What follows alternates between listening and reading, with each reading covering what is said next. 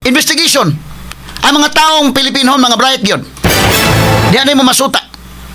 Nga naman, tungod kay sa diha nga nagpahigayon o Blue Ribbon investigation sa Skitano, pati naghanan na nanaw day. Ang viewers, pati naghanan, interesado ang mga tao masayod sa flood control investigation.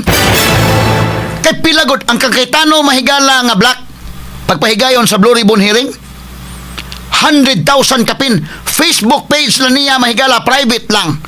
Nga iya lang kaugalingon nga Facebook page hasta si Amy Marcos. Ang signal ga wa pa mahigala ng signal. Puti daghana nananaw. So interesado ang mga tao maminaw sa Senate investigation nga gipahigayon ni Pia Cayetano og ni gilid ni Pia Cayetano og ni Marcolita.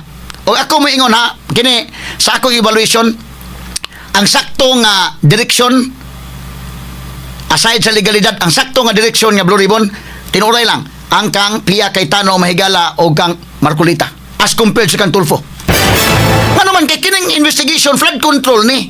So ang kang Marcolita indaykin o kang Pia sakto ilang direksyon nga atong pangitaon kinsay sadaan ining flood control. Ang ilang katulfo kay ilang gitira o kinsay mosulti batok flood control mao may ilang tirahan hinugmayo. Sa masulbad sa flood control ng kalakiha nga og dunay mosulti mao may gubuon og mayo nila hinon. Ang ilang resource person si Matibag, NBI.